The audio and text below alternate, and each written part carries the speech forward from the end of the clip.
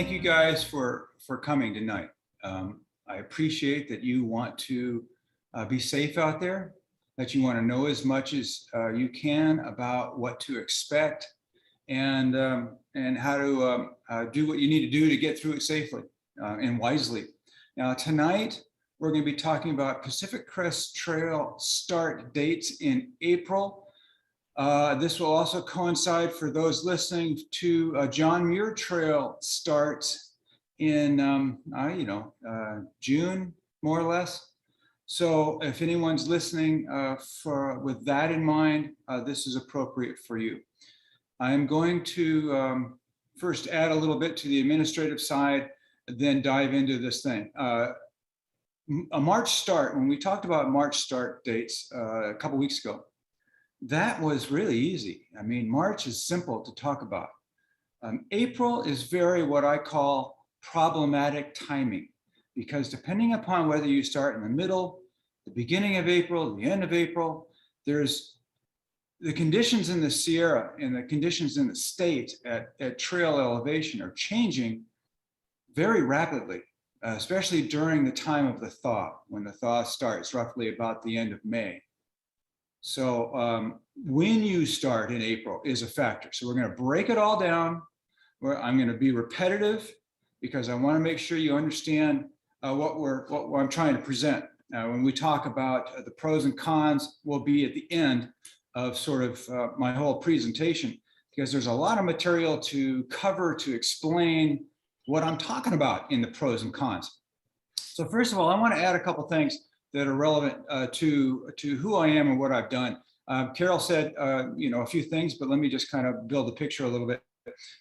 When I was 14 or so in 70, I heard about Eric Ryback and how he hiked the trail and all that sort of stuff. And that got me very interested. And so I started planning the trip for 1974. When I did the hike, I had an experience on Mount San Jacinto where 5 people were lost on a couple feet of snow. And this would be the, early part of, no, it wouldn't be the 3rd week of March in 1974. And they thought they were going to die. And they were huddled out in this middle of this meadow and freezing to death when I heard their voices from my tent. I had just finished cooking dinner, and I went out there and they didn't know how to find their way back down to Idlewild. So I pointed them in the right direction. And then as I came back to my tent, I realized this is too beautiful an area and incredible an experience to have anybody die or think they're going to die in it. So I thought of the whole mountain education wilderness school thing.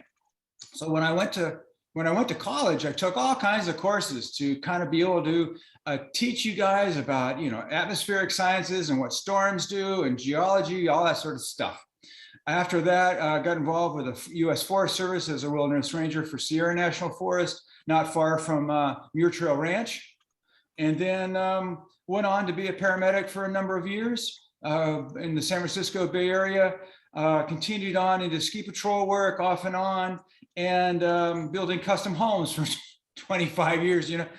Outdoor industry doesn't pay anything just to stay alive. So, and then search and rescue in Tahoe for 5 years, working 2 different counties, one on the Nevada side, one on the California side, and getting a little bit involved with the MRA, which is Mountain Rescue Association, which is really great. But anyway, I wanted to kind of build that out so that you know that I'm not just a 74 through hiker, did the Continental Divide in 1980, got as far as Carol did, which is Steamboat Springs, ran out of time. So I bailed out and I haven't finished the second half of that thing. So with that said, let's get back into this. I just wanted to, you know what, 4 years ago, when hurricanes Harvey, Irma, and Maria hit Texas, Florida, and Puerto Rico,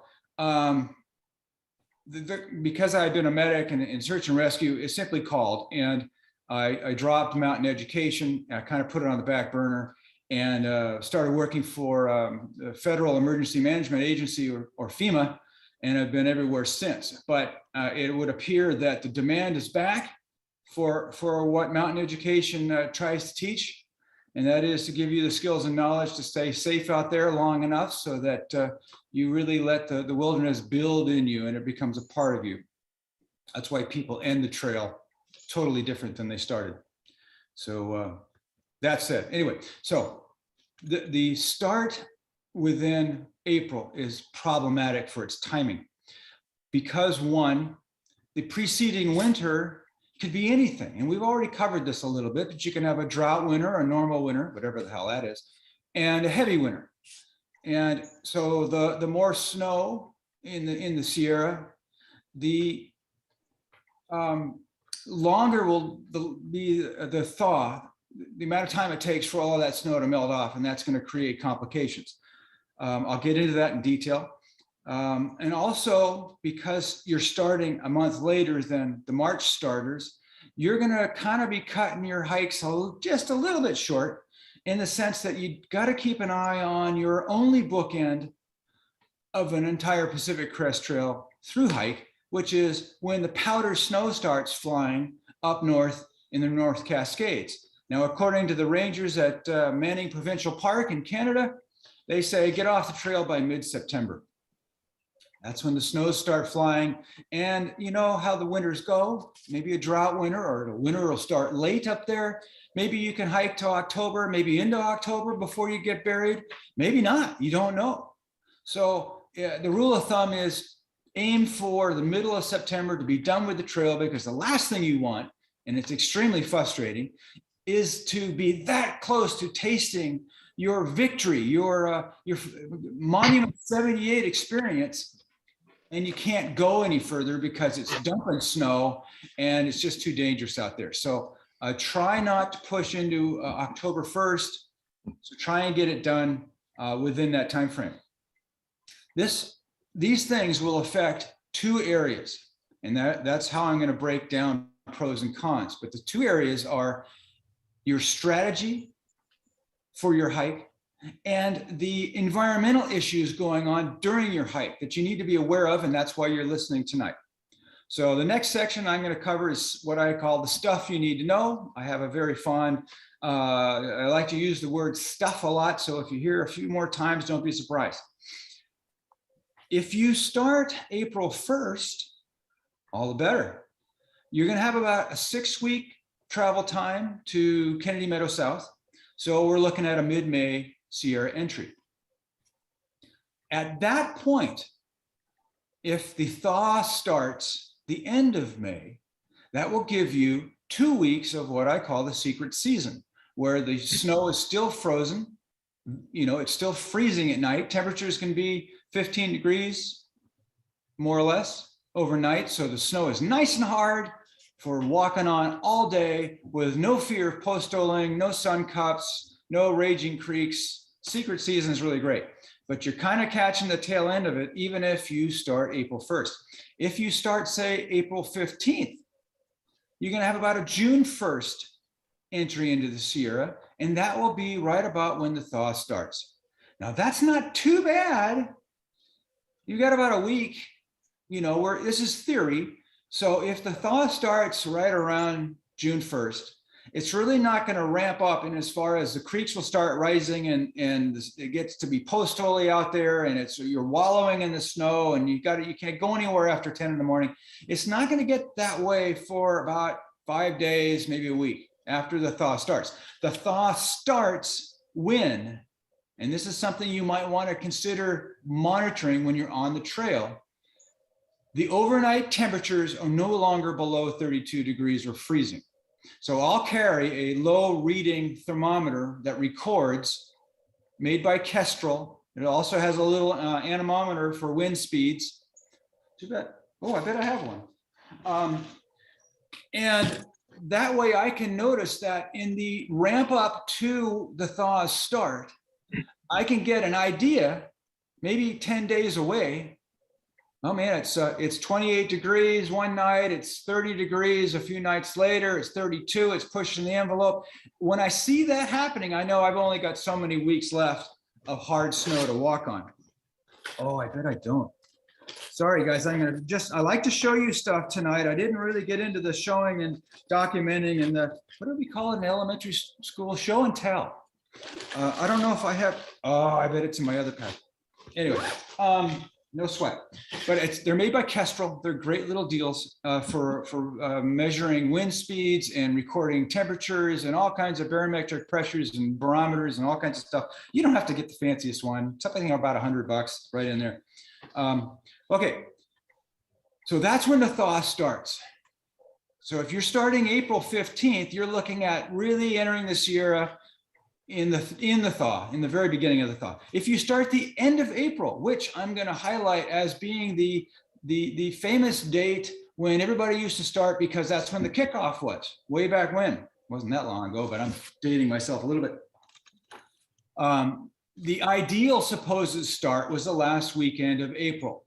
That would coincide with what was called Ray Day, after Ray Jardine, which is a Sierra entry date of June 15th. The whole idea and premise of that was to enable you to have a snow-free, or as snow-free as possible, a hike as you can get. The problem would be on the pros and cons side is that you got to hike a little faster because mid-September isn't that far away. So the only other problem with entering the Sierra mid-June that I don't know if Jardine covered, I never read his stuff, but these creeks are flying, high volume, high velocity, not safe. And that's what's killed a few through hikers in the past. So really entering mid-June, especially after a normal or heavy winter, not a good idea. If you have a drought winter, see, these are why I've had to preface the pros and cons to explain this, because if you have a drought winter, the thaw might start the 1st of May instead of the 1st of June. So you could go in the 1st of May and it's going to look like July. After a drought winter, there's not much snow on the ground. And I'll get into the details of what the snow does. But if you really got to, as you're hiking north from Campo, pay attention to how many more snowstorms are burying the Sierra, if any. You never know. And you can get snowstorms that add up to 2 or 3 feet, even into June. Remember, these are high mountains close to a huge ocean. So therefore, there's a hell of a maritime current of moisture rising up out of the Central Valley of California and getting squeegeed by the Sierras. So all the moisture just dumps there. All it has to do is be cold enough and you're going to get plenty of snow. So as you're going north, monitor how much snow the Sierra is getting, and then you'll know exactly what you're going to walk into.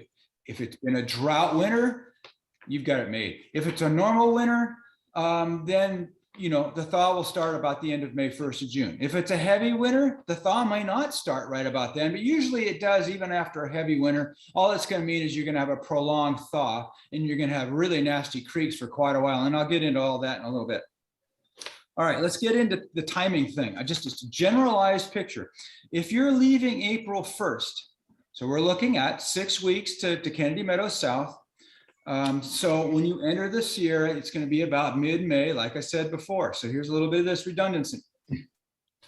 You go through the Sierra on snow at 1 mile an hour. Don't try and push it, because if you push it, then your slip and falls will start increasing in number. A lot of times you say, okay, well, heck, I'm just going to hike in my crampons or whatever. When the surface of the snow starts to melt during the day, and this will happen when the temperatures rise up about 40 degrees or so, and that'll be what you're going to have during the day in May after a normal winter.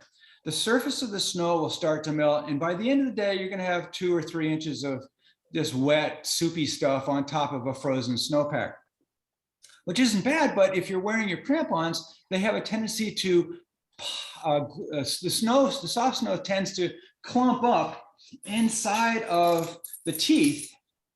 So what you end up with is this half a grapefruit is really kind of what it is. The snow piles up in the teeth of your hiking crampons, and you end up walking on a cantaloupe, and it's a kind of a bear. So those are the surface snow conditions that you're going to have with a mid-May entry into the Sierra. So what are you going to have when you get out of the Sierra? I basically consider leaving the Sierra at Donner Summit, where the trail begins to drop down to Sierra City and cruises through Northern California at a much lower altitude than you were averaging through the High Sierra, which I kind of look at about 11,200 feet till you get to Sonora Pass. And then you're following ridges up to Tahoe, but they're lower in elevation, maybe 10 at the very top, and volcanic in nature. And so from Sierra City on, you're at a lower elevation. Don't get deceived by thinking, okay, man, I hear at Kennedy Meadows South on the porch between hamburgers that everybody's saying there's a hell of a lot of snow in the Sierra, and I'm just going to say, screw this, and I'm going to flip and go to Northern California. Matter of fact, why don't we just start at Donner Summit and continue on, you know, at Reno, Highway 80, Donner Summit, piece of cake, and get there, somebody can drop you off or whatever. And that's what a lot of people do, but they don't realize the hazard involved in that. And might as well cover it right now, since I tend to get on tangents, but they're valuable. You're in trees, and that's a big problem. You'll be in trees from Sonora, maybe northern Yosemite on. To be on snow and in trees is not good, because if you're on a steep ridge, which the Pacific Crest Trail follows, a lot of them, it is called a crest trail. If you fall on the snow in the forest, you're going to come to a pretty quick end at the nearest tree. Now, even if it's the length of a car away from where you fell, as did happen to a student of mine, walking directly behind me, standing in my footprints on a steep traverse up north of Hart's Pass, one mid-June many years ago. Because he was heavier than I, he post-holed in my footstep, lost his balance. Where does your head go when you're on a steep traverse? As soon as you lose your balance, your head goes with gravity. So he falls head first down the hill, the length of a car, strikes a couple different trees, avulses his scalp, peels it back, and breaks 3 ribs. It can happen in no time at all. He had no time to self-arrest. Plus the snow was too soft. And that brings up another point, but we'll talk about it tomorrow when we talk about safety solutions and self-arresting. Let's get back to your early April starts. So you're going to go through Northern California about mid-June to mid-July. Takes about a month, depending upon your speed and how much snow. Snow will slow you down. Of course, creek crossings slow you down, but there aren't many of them up there. The conditions are going to be warm, but they're not going to be hot like they're going to be a month later. Oregon's going to be pretty snowy because you're going to be there mid-July at earliest. Mid-July, you may be on 2 feet of snow at trail elevation for a good part of the trail. So have that in mind, especially after a normal heavy winter. Washington is going to have pretty much the same, even if you're there mid-August to mid-September. I had snow all the way to the last week of August after a normal winter, but that's my one experience. So I encourage all of you to, when you're researching this thing, talk to people who have been out on the trail more than once. I've been in the Sierra for 40 years. I've been teaching in it, so I've got a pretty good idea what a drought winter looks like, what a normal winter looks like, what a heavy winter looks like, and what's typical for the Sierra from Donner South to Kennedy Meadows South. Although I have done some teaching, as I said, on Hart's Pass and around the Sisters outside of Bend, Oregon. I haven't been there often enough to tell you what it looks like each month after a drought, normal, or heavy winter. So I'm not going to go into that. That's your early month starts. So say starting April 1st. Now, if you start April 15th, it's going to put you in the Sierra 6 weeks later. So you're going to hit there around June 1st, like I said before. After a normal winter, that's going to be the start of the thaw. You can already tell where I'm going with a lot of this. We're referring to environmental conditions and environmental landmarks like the thaw, which aren't typically talked about by anybody unless you've lived up there long enough to realize, oh crap, this does happen and it changes everything. So kind of make a mental note that that's something that really matters. When does the thaw start? How much snow is it going to be working on melting? How long will that take?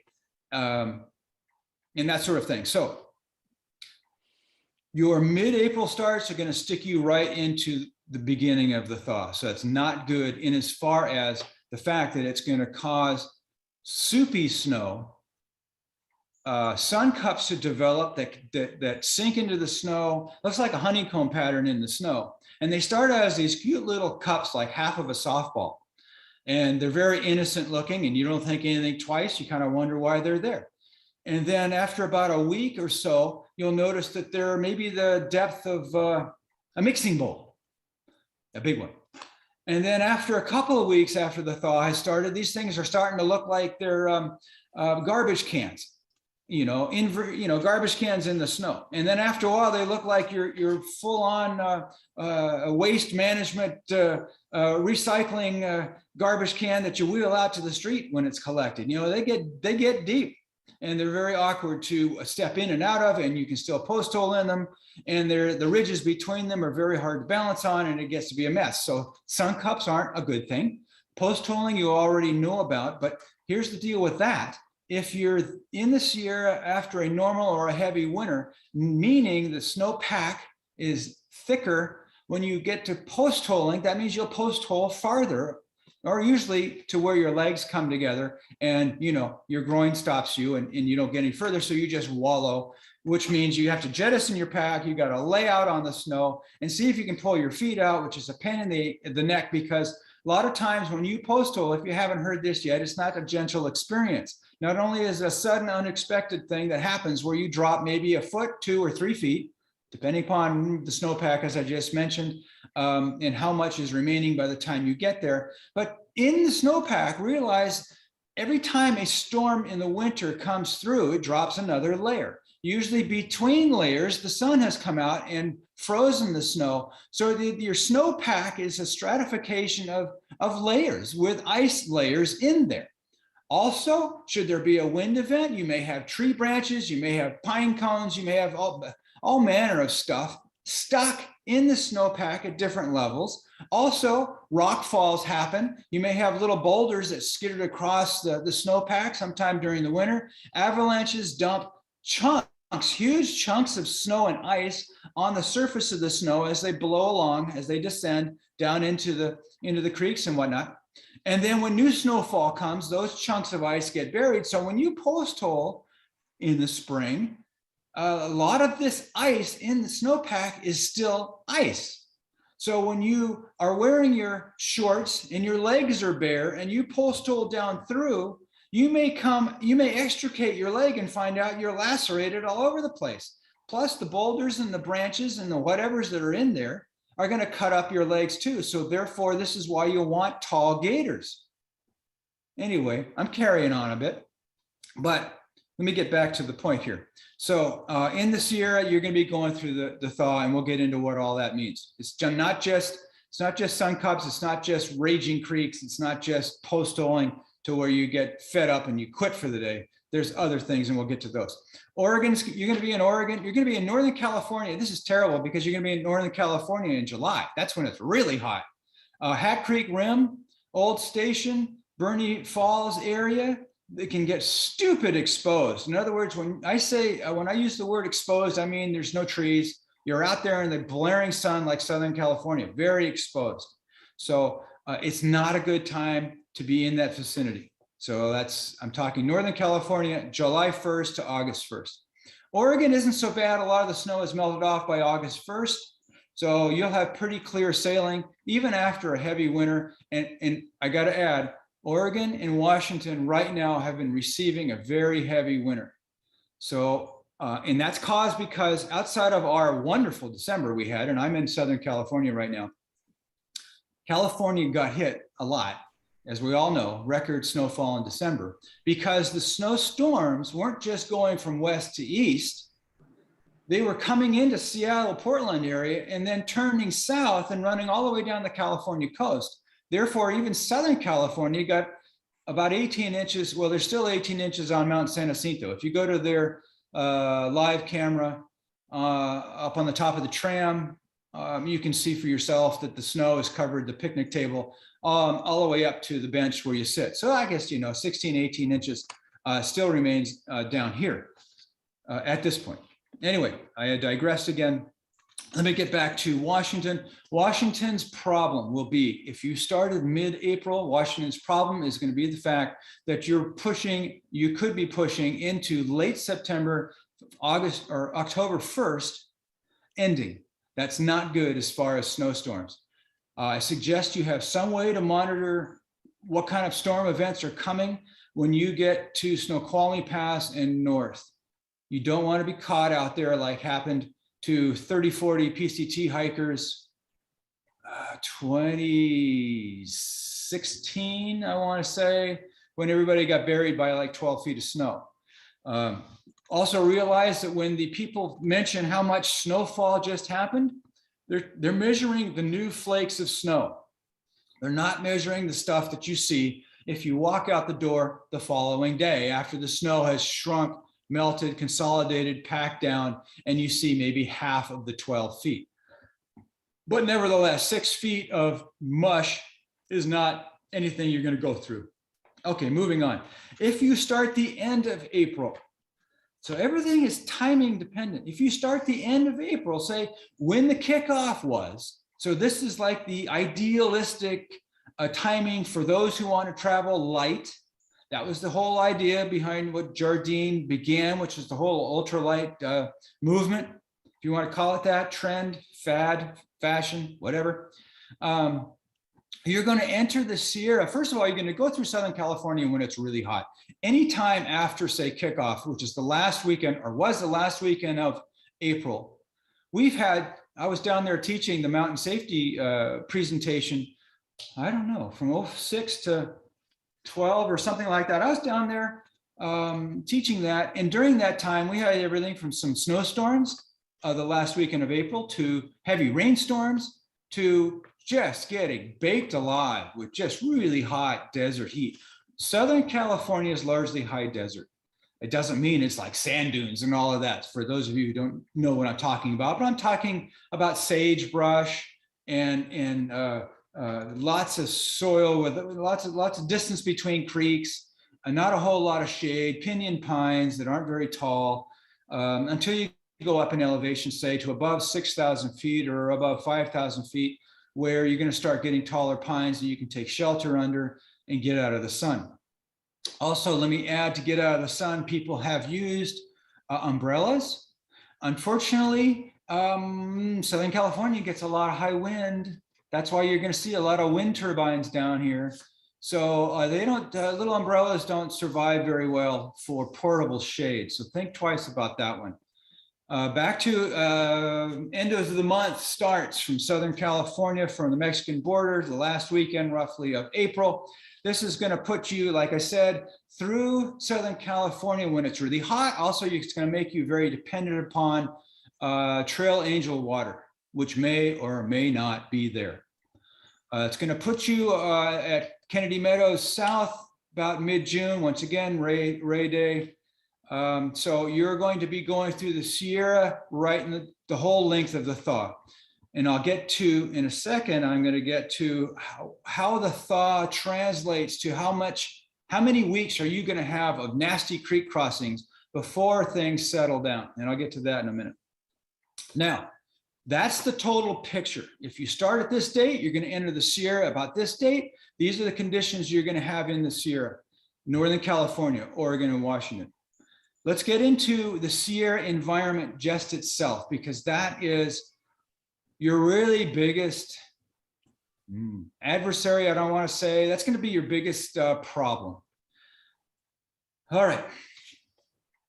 It's mainly going to be talking about what we're talking about in general is a ton of soft snow everywhere because it's thawing out, it's melting, causing a lot of water to be in the creeks and nasty creek crossings. Like I said earlier, let's just hypothetically talk a lot about after a normal winter. So after a normal winter, the thaw is going to start about the end of May. After a normal winter, the thaws last about 6 or 8 weeks to get everything melted out to where the creeks start coming down in volume and speed. Remember, water is very dense. The faster it moves, the more it's going to push against you. Imagine someone hitting you with, oh no, but the best one, I was going to say a fire hose, but people can't relate to that because not too many of us have been hit by a fire hose, unless you work for a fire department and you were out horsing around hauling hose one day. Some of us have stood in on the beach and had waves hit us, like waves of mid-thigh, maybe not waist, that's too high. say mid-thigh, hip depth. When those things hit you, because water is so dense, it has no problem knocking you over and spinning you around. And the same thing will happen with creeks. So you really don't want to be doing creek crossings when the creek volumes are high and the depths are deep. It's not good.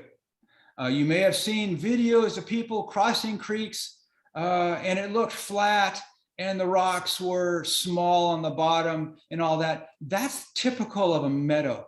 Whenever you take water, oh, I'm getting ahead of myself, but let's go with it.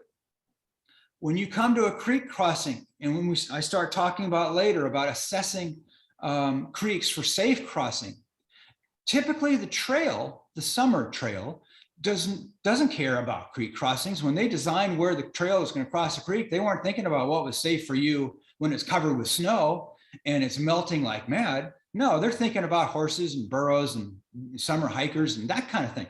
So you're there really not at the optimal time to be following the trail exactly. What do I mean by that? A lot of people feel that they're lost if they're not right over the trail. They're on 12 feet of snow, but they got up, their GPS says, oh man, you're right on the trail. Okay, perfect. If I'm not on the trail, I'm, oh shit, lost. And they don't deviate from the trail.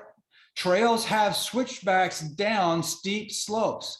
But when the slope is covered in snow, that is a dangerous slope, especially if you don't have a boot track in it. And we'll get to that in a minute, because that is one of the things that's going to make or break your Sierra experience, especially if you get there mid-May while it's still secret season and the snow is frozen.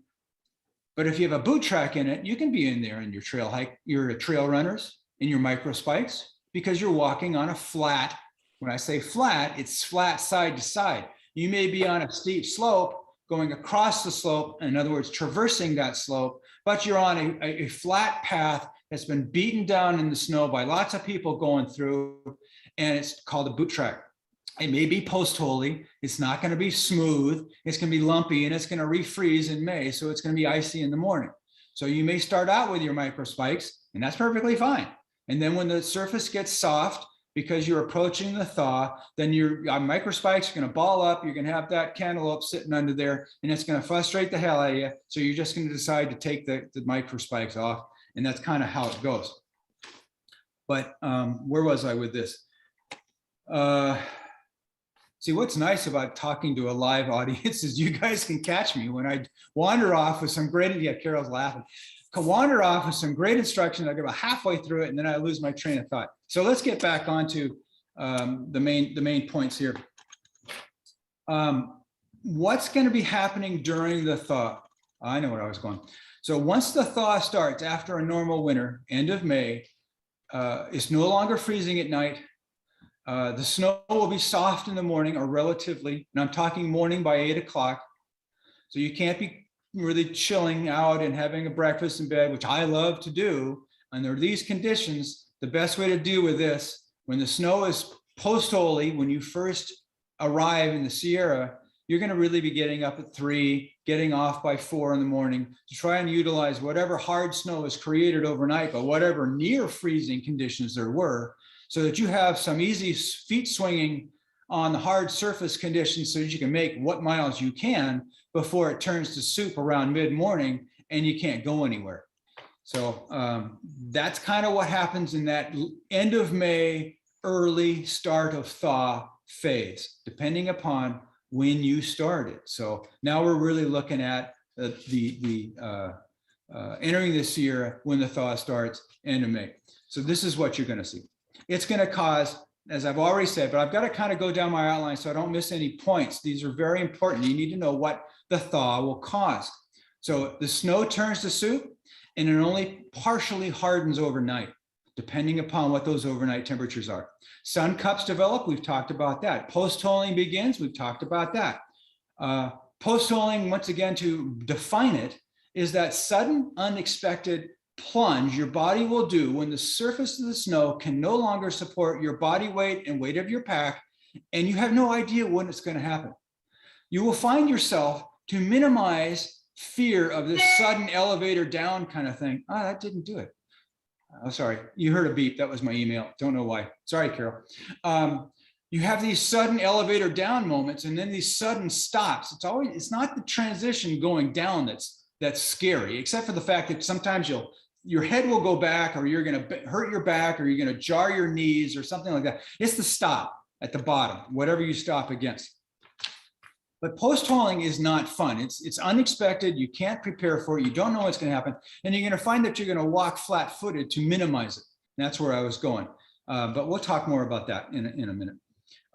You'll find also that as the snow thaws, it doesn't like just disappear. What it does is it recedes up in elevation. So where you had after a normal winter, you have a snow line on the southern exposures. Southern exposures will thaw first, but what happens is there's less snow on south-facing slopes than north-facing slopes. So you're going up, you're looking at Forrester, and you're going like, oh my God, there's only like half of it is covered with snow. But when you get on top and you look down the other side, there's snow forever, all the way down into Vidette and Center Basin Junction, and all the way down.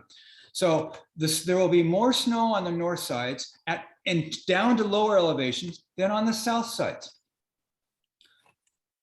Therefore, you're going to have, and you're going to get a little excited because, oh, wow, I don't have my snow line. Snow line is where I got to define these so that you guys know what I'm talking about. The snow line is the lowest elevation at which you bump into snow. It could be covering the trail. It could be spotty next to the trail. But you know, as you're climbing up out of Kennedy Meadows South and you're hitting Olancha Peak, the trail actually gets to about 10,000 feet.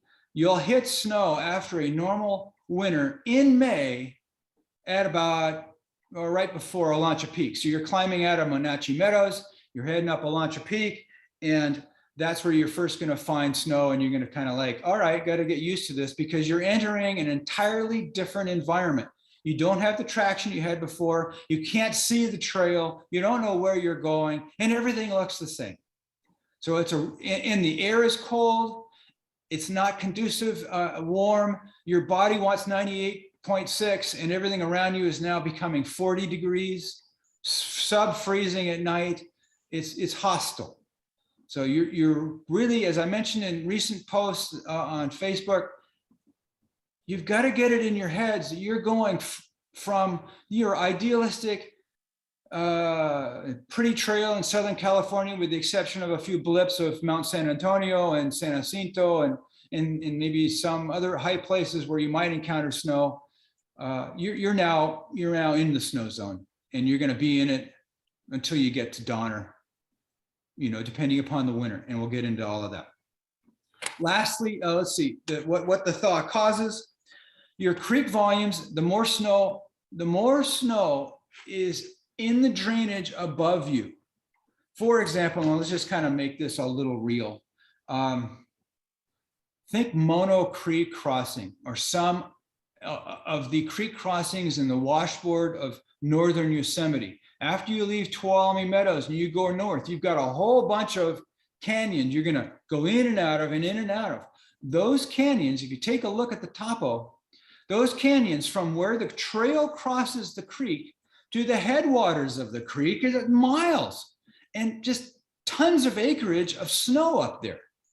When that starts to melt, all that water comes down, all those tributaries, and funnels into the thing in front of you, it's going to be a rip-roaring whitewater thing that you do not want to cross. And a lot of people have just said, screw it, and they turn around. To follow the creek uphill to find a safer crossing, that works. But when you look at your map, you're standing on the side of, say, Matterhorn Creek, and you're thinking, how far do I need to go upstream to find a safe place to cross? Because the creek is smaller or is narrower. Maybe it's in a meadow, so it's flatter. We'll get into that sort of stuff tomorrow and learning how to deal with creek crossings. But you're looking at going miles in snow, and maybe that's not your thing, and maybe you're exhausted already from being on the snow for 3 weeks. Now that 3 weeks doesn't count all your trips to town. So it's 3 weeks straight through. Do the math, a mile an hour in May. How many hours of sunlight do you have? Maybe 8, 10, it's still May.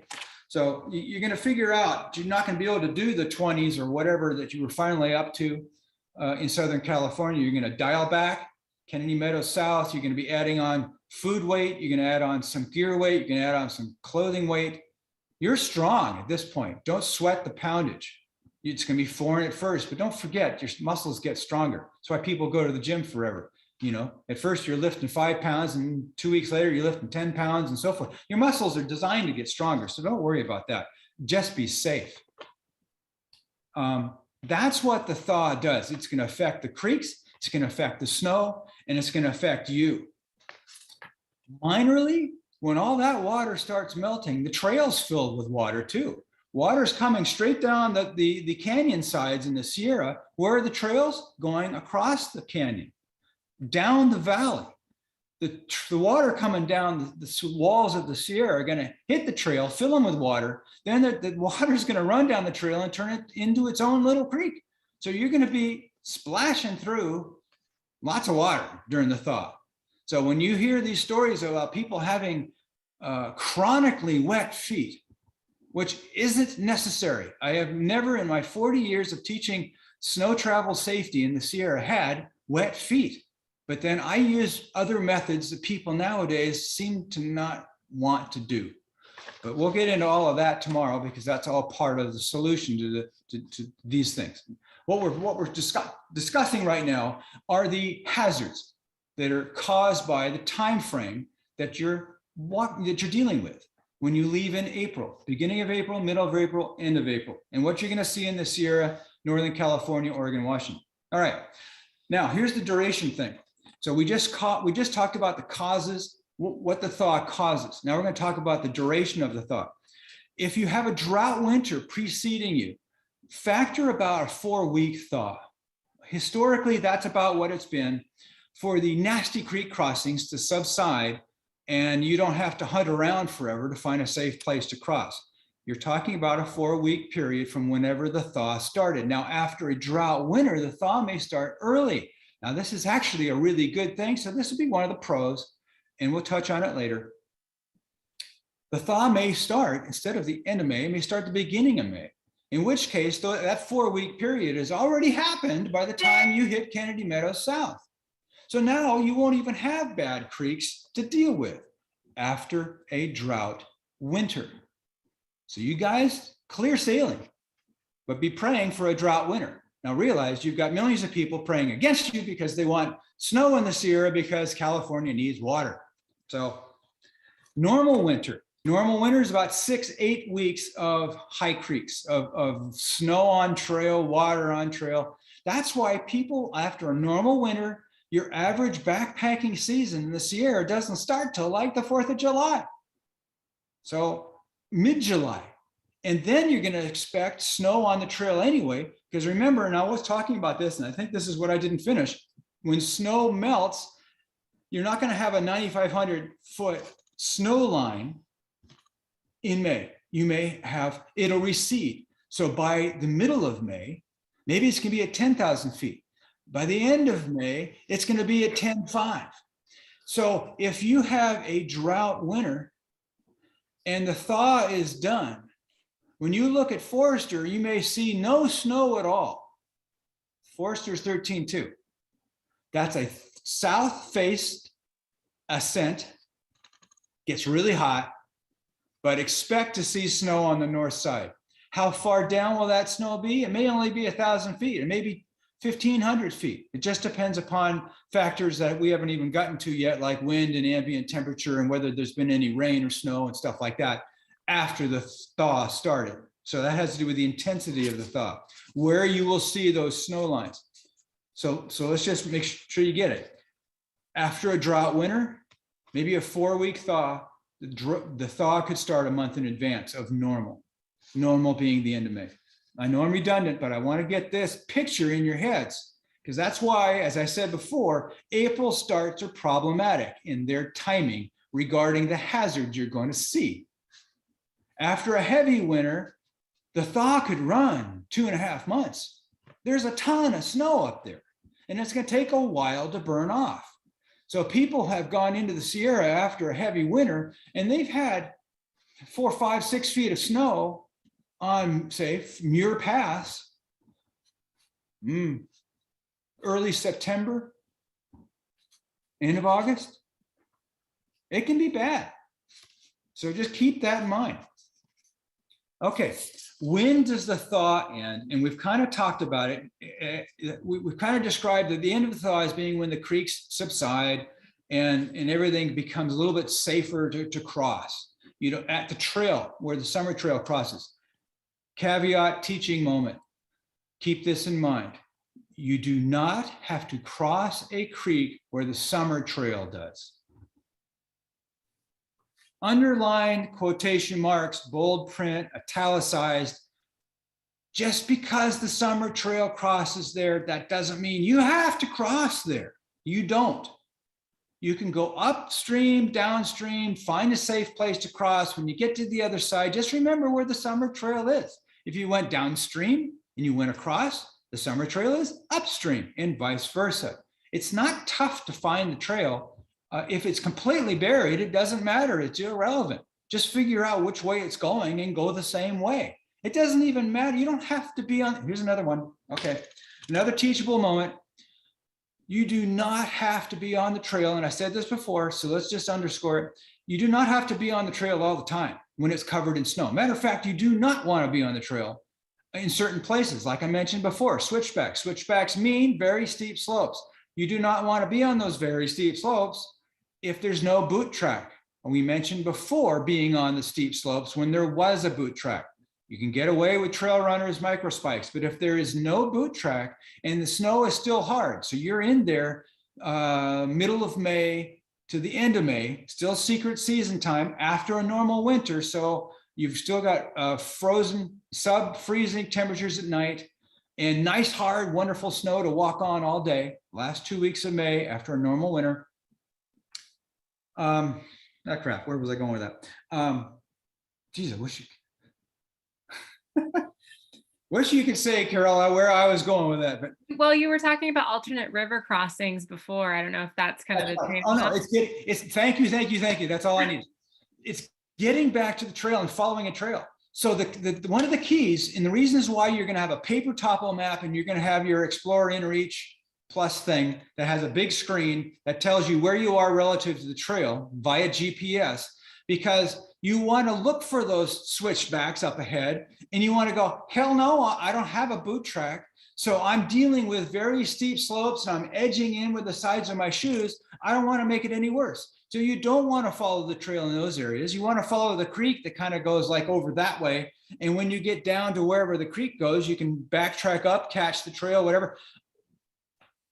When snow covers everything, you've got to find the safest routes based on the slope of the snow, not where the trail goes. Trail doesn't care about that. It wasn't built for that. So when the snow is everywhere, you've got to be more of a cross-country type hiker, where you're picking your route based on your skills. Same is true for when the snow covers everything. All right, so that was in reference to heavy winters and how long the thaw lasts. It can last 2.5 months, 10, 12 weeks. No bueno in the Sierra. Then we got into when the thaw ends, when the creeks mellow, and when the snow disappears. After a heavy winter, the snow is not really going to be disappearing. You're always going to have snow way up high. And where's that? On the passes. What do you have there? Some of the steepest trail conditions and terrain conditions of your entire hike. Is that going to be something to bring you a lot of peace? No, you're going to look down from the chute in Forester and you're going to go, holy heck. It's going to be scary because that's probably the only place on the trail that's got actually 45-degree pitch. I've been there so many times. I would go there maybe 8 times in the spring every year. And sometimes I bring a slope meter and measure it. And the chute itself is 45 degrees. The approach slope is about 20 degrees. You're going to think it's really steep and it's going to look like a toboggan run, but it's only about 20 degrees. But anyway, we digress again. Your post-holing conditions will be nasty during the thaw, but they will compact. They will get harder. They'll be knocked down. They'll be stomped down, all that stuff. Once you've got a boot track, it's not so bad. So like if you find yourself in the Sierra in July, what are we doing on time? I'm running out of time. If you find yourself in the Sierra in July, a lot of people have been in there and they're going to want to stay on the trail. They're afraid of being off the trail. They think they're going to get lost. So they're just going to pack the snow down. Even though it's July, that heavily packed snow doesn't turn to soup. Once again, you're going to be, you guys, April's PCT start, mid-May, June 1st, JMT starters. You're there when there's still a lot of air in the snowpack. It's still consolidating, but it is getting hard. But you don't have the refreeze happening every night. So yes, if you enter this year really late, it is consolidated. The boot track has caused that. All right. I think I'm going to skip. I did an overview after this when we were talking about the end of the thaw, but I'm running out of time. And I think I covered all of my main points. Basically, if there's snow, keep it in your head. It's slippery. It's frozen water. You tip it up on angle, and it's going to encourage you to slip and fall. Falls are often not pretty things. They usually end up head first, and they're tumbling events. In ski patrol, we like to refer to those as yard sales, where everything on you flies off and is scattered across the slope, and with little old you in a pile at the bottom. So that's where the yard sale expression comes from. Okay, the cons, the things that are really bad about this time, and a lot of them we've already talked about, environmentally and strategically. So let's hit environmentally. Southern California can be hot and dry. It's not as nice and cool as it was in the March timeframe. When you enter the Sierra, you may have a snowpack to deal with. You may have a thaw to deal with. So we've talked about post-holing. We've talked about the snow turning to soup by mid-morning. We've talked about sun cups turning into garbage can holes in the snow. The creek crossings become torrential and kill people. We'll talk about how to deal with that tomorrow morning. We talked about trench foot and the way of dealing with these snow conditions by getting up early in the morning and hiking at night. And that's actually not that great because your headlamps only shine so far. And how do you navigate when you can't see way out there to the pass? You can't see the ridges, you've got stars. That's not good. You can't see the different slope angles you're standing on, especially if you're in there during the secret season. So hiking at night, although it's a solution for dealing with soupy snow, it's not a safe one regarding navigation. You can't see where you're going. You can't see the different angles of snow. And guys, we're getting there. I'm almost done. Another bad thing is that in Northern California, now you're going to get the really hot heat.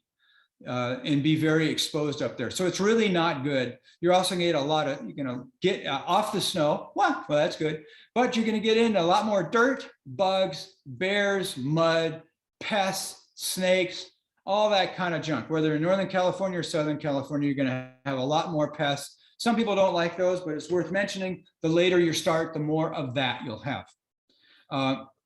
The last environmental point we've already mentioned, so I'm not going to go into it too much. Just remember, snow can start flying up in the North Cascades by the middle of September. So get across the border by then. Always remember that. But you've also got some stuff that happens besides just snowstorms. Washington is known for fog. And when the fog comes in and you're on a pass and the pass still has snow, it turns into a whiteout and you can't tell up from down. And that's not good. And another really bad condition in Washington is freezing rain late in the season. So September 1st on, you're going to notice your ambient daytime temperatures are going to start plunging. And when anything comes in, it turns into like freezing fog, freezing rain, and that just gets you soaked and frozen, and that's not cool. A lot of times it lasts for a while. So you can't say, oh, heck, I'm just going to wait for the sun to come out and I'll dry out. Well, that may work in the Sierra, but it doesn't work so much in North Cascades. Strategically, one of the bad things, or some of the bad things about starting at this time, or your time of year, April, one, you've decreased your time frame, your hiking window. So you're a little shorter than starting in March because there's a fixed ending mid-September. So just keep that in mind. Strategically, you're Northern California, Southern California, you're going to have to be carrying some water. maybe that's not the best thing. There's more pack weight and all that kind of junk, and you're more reliant on the water catches. So strategically, yeah, that may not be as cool as starting a month earlier, which is cooler and better for, more streams are running in Southern California, Northern California. Like I mentioned before, strategically, you're going to have more pests and more problem things by starting later. It's warmer, all the bugs come out, all the bears come out, all the snakes like hanging out on the trail. So you're going to have those sort of things to deal with. We've already talked about strategically being in the Sierra during the thaw. It is not the right time to be in the Sierra. You guys have to do it, because if you're going to go from Mexico to Canada, you're going to have to learn how to be a mountaineer and deal with these kind of conditions. It's a foreign environment and it's not exactly friendly to you. So being in the Sierra during the thaw is not good, but we'll talk tomorrow about how to deal with that. When you go really late, when you start really late in April and you go through the Sierra a little bit later in this time window, you lose the ability to choose safe routes over the snow, because the snow is thinning to the point where you really can't follow the creek anymore, because to do that when there's no snow, it's all bushes and rocks and boulders and logs and stuff. It's not fun. And you could probably see kind of where the trail is, because it's only got a foot of snow on it now. And so you're going to lose the ability to find safe routes. Now you're going to actually have to stay on the trail, even though it's covered with some snow. And when it does the switchbacks, it gets a little scary because it can be slippery and you've got nothing but steep snow and trees going down into all the creeks. So that's what's happening in the Sierra strategically with your time window. Northern California, we've already talked about. You've got snow on the north sides of things if you're early in your time window of the April month. And if you're late in the time window, you could have a hell of a lot of heat up there. Resupplying strategically late in the season. Some resorts close after Labor Day. So up in Washington, find out when resorts are closing before you get there. And then we talked about the early snow. So that wraps up things. If you start hearing, getting the feel as you progress past Snoqualmie Pass that winter's coming in early, the locals are starting to talk about that. It's getting really ambiently cold. You're seeing more sign in the sky of storms going by, maybe still to the north. You're getting a little afraid that one's going to hit you and bury you. That's the stuff that's going to cause you to worry a little bit and increase your speed. So kind of think that way. You might want to even gear up on some cold weather clothing, maybe grab your micro spikes, your long underwear, that kind of stuff, because if you do get snowed on early in the winter, it can trap you, and it has done and killed people and caused them to get lost and never be found, like Sherpa. So don't become a statistic.